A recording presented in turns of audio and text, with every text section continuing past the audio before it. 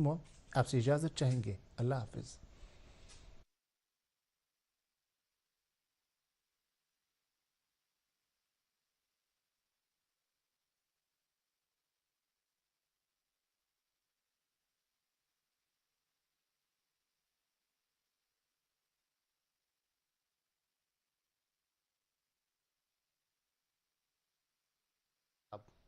پیش قوت سماعت سے محروم افراد کے لیے آج کا خصوصی خبرنامہ.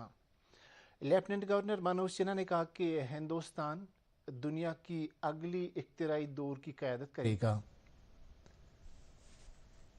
انہوں نے کہا کہ ہماری توجہ اس بات کو یقینی بنانا ہے کہ سائنسی تحقیق، نتائج اور نظریات کو مؤثر طریقے سے عملی میدان میں عملایا جائے تاکہ دیر پر طویل مدتی اقتصادی ترقی کے ساتھ ساتھ معیاری زندگی کو بہتر بنایا جا سکے. ان باتوں کا اظہار انہوں نے نیشنل انسٹی ٹیوٹ آف ٹیکنالوجی رائے پور چھتیس گڑھ کے 16ویں کنوکیشن سے خطاب کرتے ہوئے کیا. اس موقع پر ایل جی نے کہا کہ انہیں اس بات کا اعزاز حاصل ہے کہ وہ چھتیس گڑھ کے اس اعلیٰ ادارے NIT رائے پور کے 16ویں کنوکیشن کی صدارت کر رہے ہیں جو سائنس اور ٹیکنالوجی کی جدید تعلیم کا ایک اہم ادارہ ہے. انہوں نے کہا کہ آج دنیا ہندوستان کو ایک ایسی قوم کے طور پر ایک نئے احترام کے ساتھ دیکھ رہی ہے جو نہ صرف بڑے اہداف رکھتے ہیں بلکہ اس سے پورا بھی کرتے ہیں. ملک کے طور پر نئے احترام سے دیکھ رہی ہے جو نہ صرف بڑے خواب دیکھتا ہے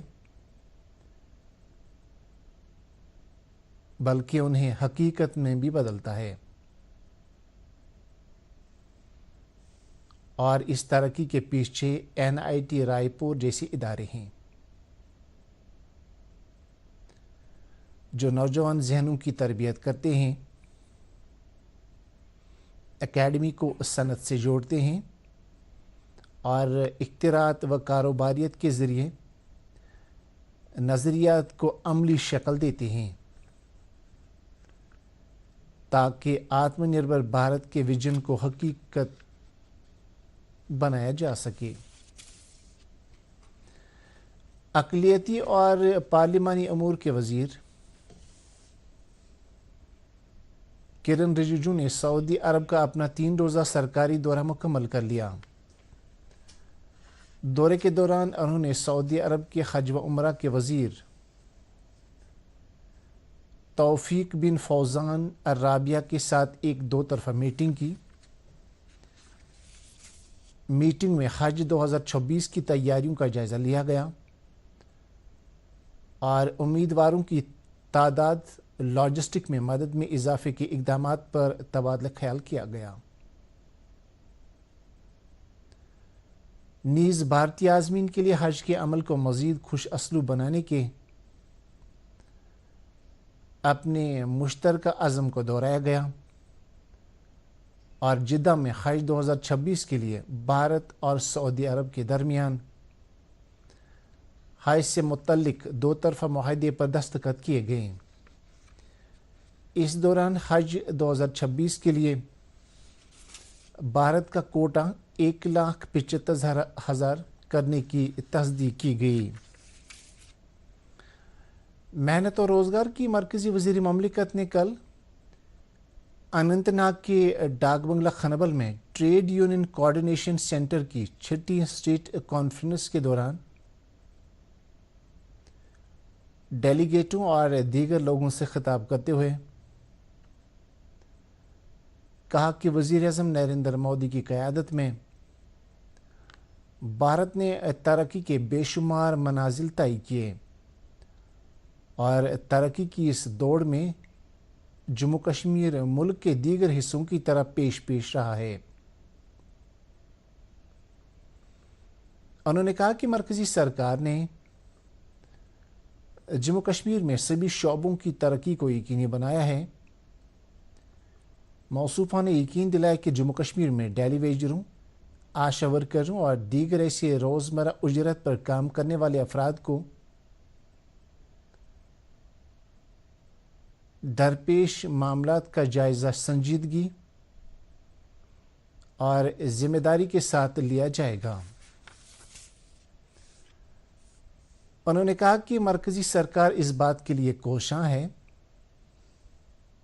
کہ ان ورکروں کو ترقی کے ایسے مواقع دستیاب رہیں جو ملک کی دیگر ریاستوں میں یومیہ اجرت پر کام کرنے والے ورکروں کے لیے میسر ہیں۔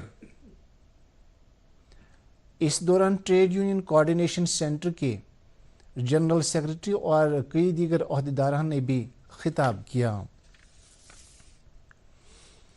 بھارتی حصص میں نومبر کے پہلے ہفتے کے دوران غیر ملکی سرمایہ کاری میں ایک بار پھر کمی آئی ہے۔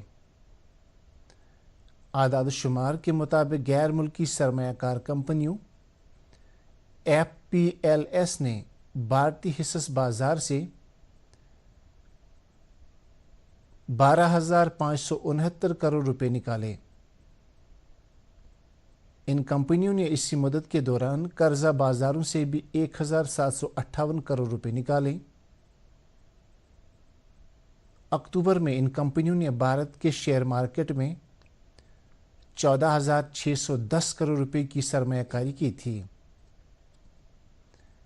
اس سے پہلے ستمبر میں ان کمپنیوں نے 23,885 کروڑ روپے، اگست میں 34,990 کروڑ روپے اور جولائی میں 17,700 کروڑ روپے کا سرمایہ واپس لیا تھا۔ فارسٹ پروٹیکشن فورس اور اسپیشل فارسٹ ڈویژن کلگام کی ایک مشترکہ ٹیم نے اکھال جنگل میں کارروائی کے دوران غیر قانونی طور کاٹی گئی تقریباً 40 مکعب فٹ تعمیراتی لکڑی ضبط کی۔ اس سلسلے میں ملوث افراد کے خلاف معاملہ درج کیا گیا۔ محکمہ جنگلات کے ایک آفیسر نے بتایا کہ ناجائز طور جنگلات میں پیڑ کاٹنے اور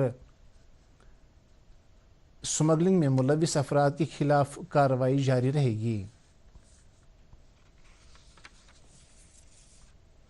بھارتی فضائیہ کی مشترکہ ایئر کمان نے آج 93ویں یوم تاسیس کی تقریبات کے تحت گوہاٹی میں اولین ایئر شو کا اہتمام کیا۔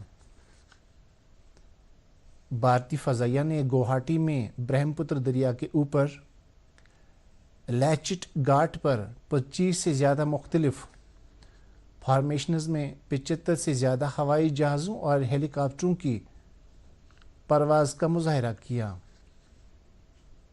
اس سال کی فضائی فوج کی یوم تاسیس کی تقریبات میں کارروائی کرنے کی صلاحیت، درستگی اور مضبوطی پر خاص توجہ دیتے ہوئے جشن کا اہتمام کیا گیا۔ اس موقع پر آسام کے گورنر وزیر اعلیٰ ہیمنت بسوا اور ایئر چیف مارشل امرپریت سنگھ بھی موجود تھے۔ اس کے ساتھ یہ خبر نامہ ختم ہو۔ آپ سے اجازت چاہیں گے۔ اللہ حافظ۔